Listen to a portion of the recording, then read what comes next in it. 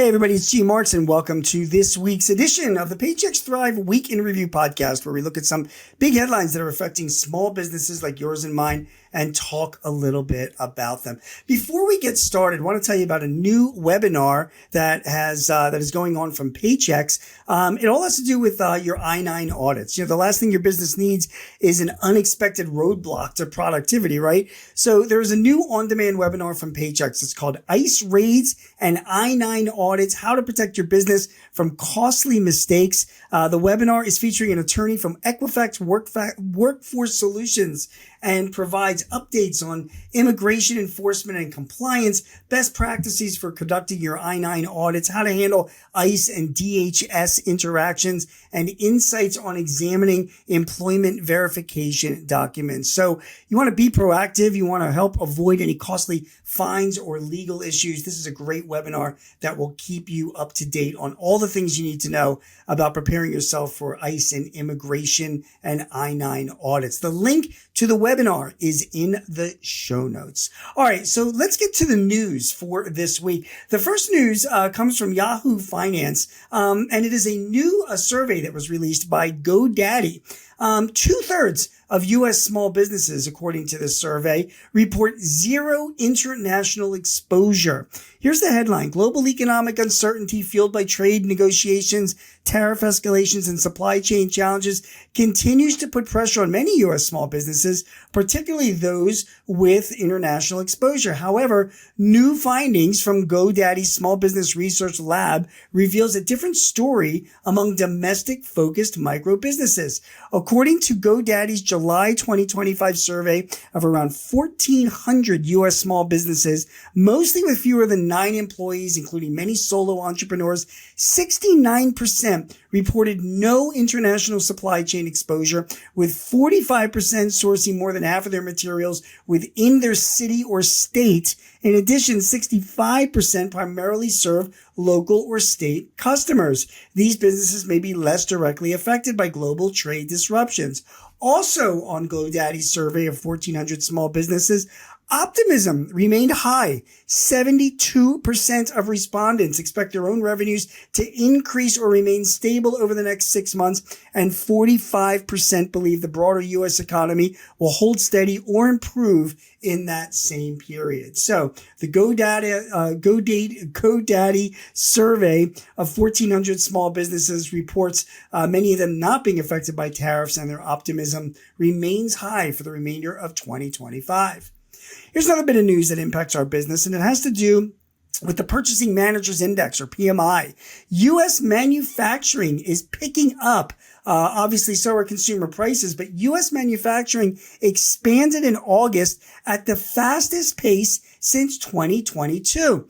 The S&P Global U.S. Manufacturing Purchasing Managing Index, an index based on questionnaires sent to purchasing managers at around 800 manufacturers, rose significantly in August. It was the largest monthly rise since May of 2022.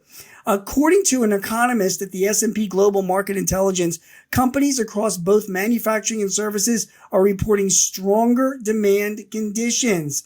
They have passed along tariff-related cost increases through to consumers in increasing numbers. So just note that manufacturing not only has remained strong, but is actually picking up in the month of August. So that is also good news for small manufacturers.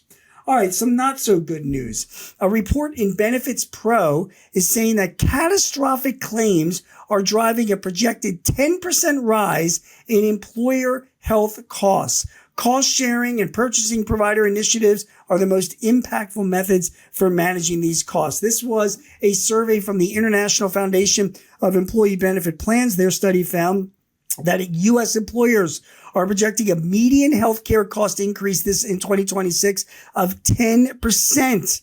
A similar foundation survey conducted in 2024 projected a median cost increase of 8% for 2025. Employers have indicated, however, that cost sharing, plan design, and purchasing provider initiatives will be the most impactful techniques to manage costs. So if you're running a small business, it's bad news, Well, I've been seeing it already myself over the past couple of years. Healthcare costs have continued to rise about 8 to 9% per year. And even next year, the projection is a 10% increase in employer share of healthcare costs. Yes, we can share more of these costs with our employees. My recommendation also, get health savings plans. Consider healthcare reimbursement arrangements.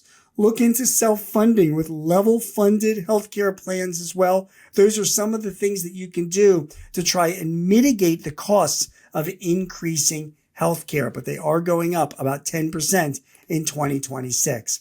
Finally, we turn to technology. According to this new report that just came out, small business owners, they are adopting AI in droves. 68% of small business owners have adopted AI. And not only that, they are planning significant, hirings as well.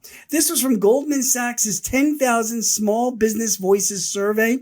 Again, 68% of small business owners say they're already using AI, with another 9% planning to begin using it within the next year. That's a significant jump from 51% of small business owners who were using the technology to increase productivity and expand their capabilities 2 years ago. Now, by the way, not to throw cold water on that, but I just want to be clear when we're talking about AI, because I just wrote a piece about this in Forbes.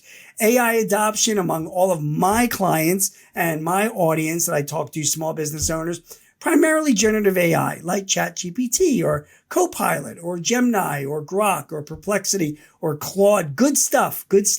A lot of business owners are starting to lean into these generative AI platforms to help them write emails, review contracts, create policies, and do a whole bunch of other things to help them run their business, which makes things way more productive than having humans do it for them. But those cost savings that they're realizing, those productivity gains, are only helping them and their employees do more during the day. No one is talking about laying off employees anytime soon. And finally, even though the use of generative AI has expanded significantly among small businesses, the real AI, agentic AI, that is still a ways off. Agentic AI is where a lot of our applications, from accounting to CRM to order management to HR, will be doing things on their own without human involvement or minimal human involvement. Well, that type of stuff still being worked on. Nobody is relying on that type of AI as for their core mission critical purposes. But it's good to see that a lot of business owners are leaning in